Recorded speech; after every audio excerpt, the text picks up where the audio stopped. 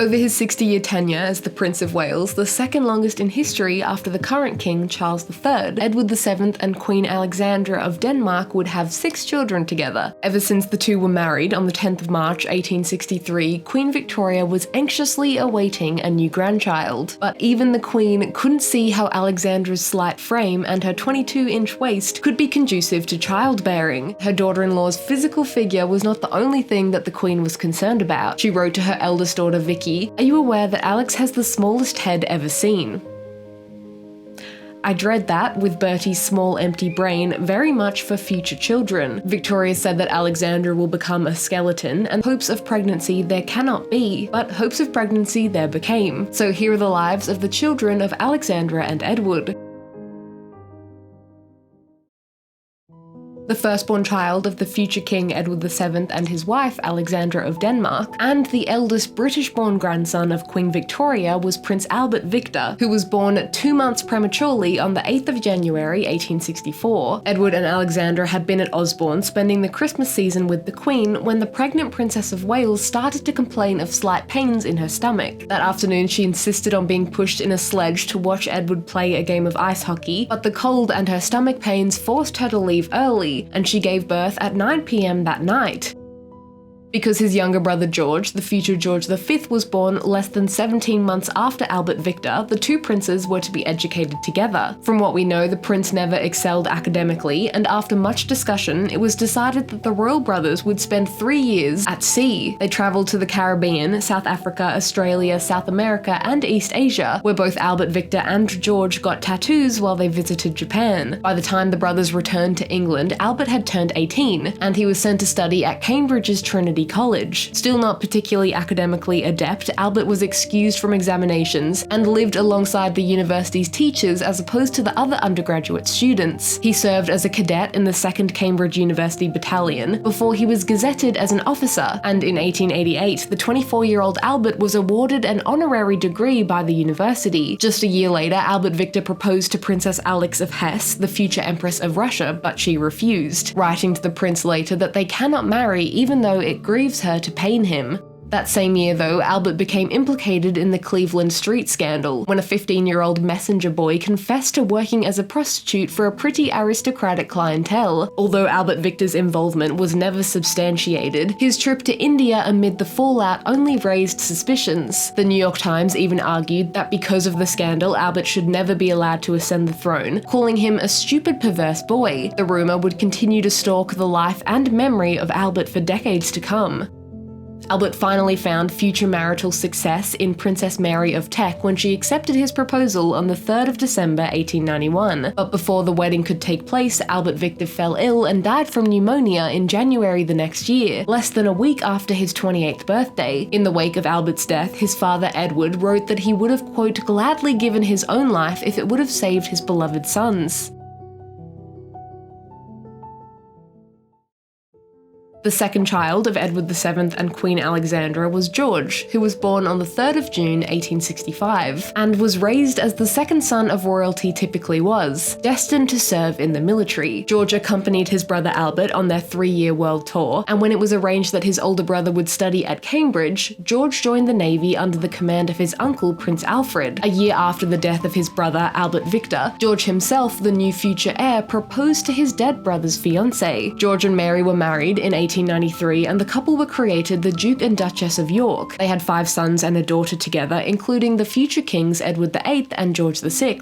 After the death of Edward VII, George and Mary's coronation took place at Westminster Abbey on the 22nd of June 1911, and over the First World War, which broke out 3 years later, George made more than 450 visits to troops, and in response to a general anti-German sentiment, the king officially changed the name of his dynastic title, Saxe-Coburg and Gotha, to Windsor. A tour of the First World War battlefields in Belgium and France, and a short visit to Italy in 1923 were the only occasions after World War I that the king agreed to leave Britain on official business. In 1932, George delivered the first annual royal Christmas speech via radio, and over the final years of his life, his health steadily declined. On the 20th of January 1936, the royal family's physician, Lord Dawson, administered a fatal dose of morphine and cocaine to end the life of the dying king.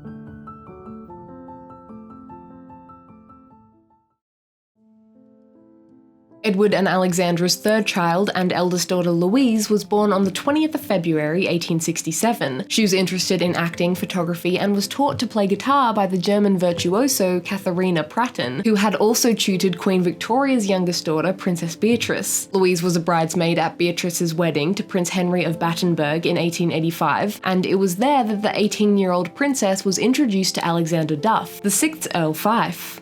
4 years later, in 1889, Louise asked her grandmother, the Queen, for permission to marry the Earl, insisting that if she couldn't marry Duff, she was sure she'd die an old maid. The Eton-educated Earl was the grandson of one of King William IV's illegitimate daughters, so although the princess would be marrying outside of royalty, Duff was Louise's third cousin. Luckily, Louise's aunt, also Princess Louise, had set the precedent for marrying a British subject. The sixth child and fourth daughter of Victoria and Albert married John Campbell, the future Duke of Argyll, in 1871, not only becoming the first of the Queen's descendants to wed a subject, but the first of its kind to be given official recognition since the 1515 marriage between Charles Brandon, the first Duke of Suffolk, and Henry VIII's sister Mary Tudor. So when it came to her granddaughter Louise's proposed marriage, the Queen was pretty easily convinced. Princess Louise married Duff on the 27th of July, 1889, and the couple set up residences in London's Portman Square and Mar Lodge in Aberdeenshire, where Queen Victoria herself laid the foundation stone.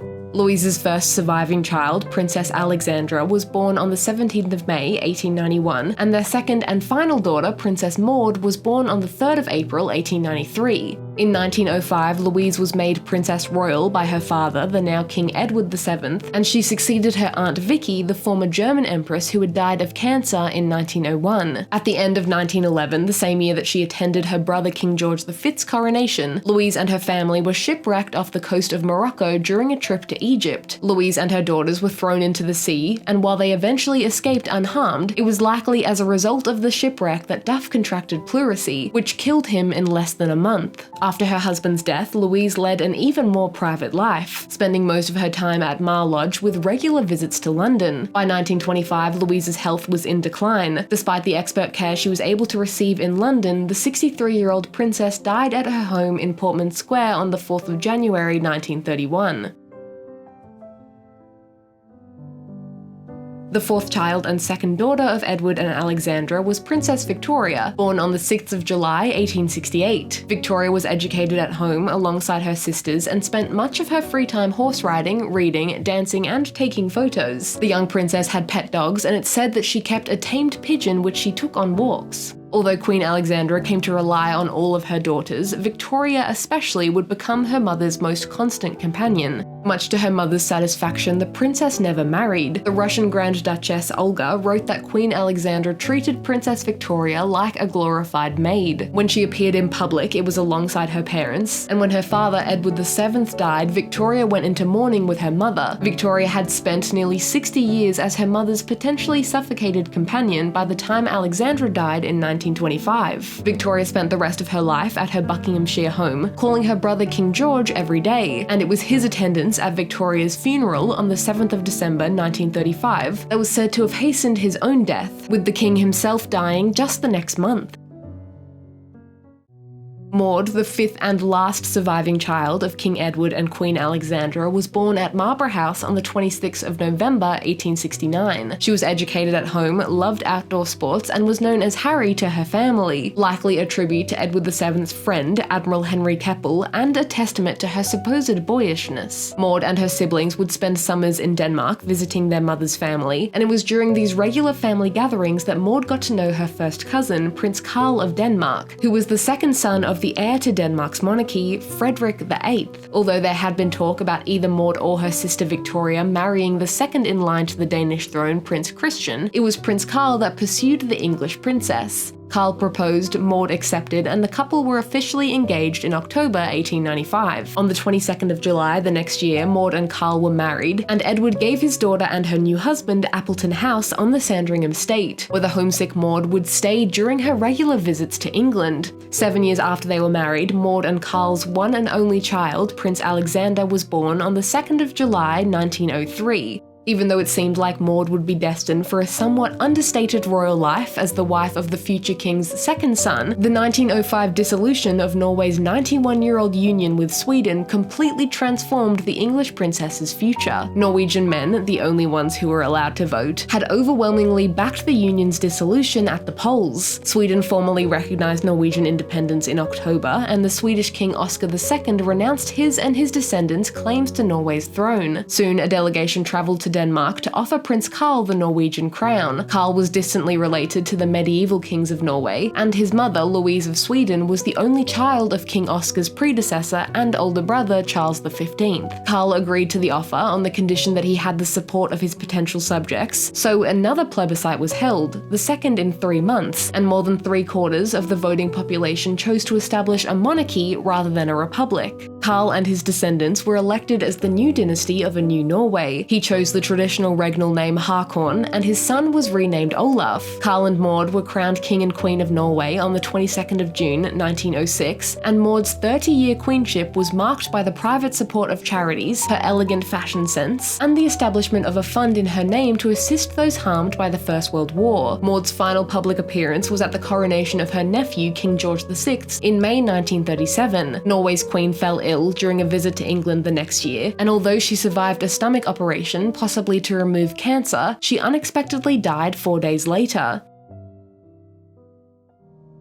Alexandra's 6th and final pregnancy was different. She was constantly tired, depressed, and had 2 pretty major falls. The 26-year-old went into premature labour, but the newborn was obviously weak. Fearing the worst, the baby was hastily baptised Alexander John Charles Albert. Alexander John died 24 hours after his birth, and Alexandra insisted that she lay next to the dead child. The funeral took place on the 11th of April, and it was agreed that because of Alexandra's health, she couldn't risk having any more children.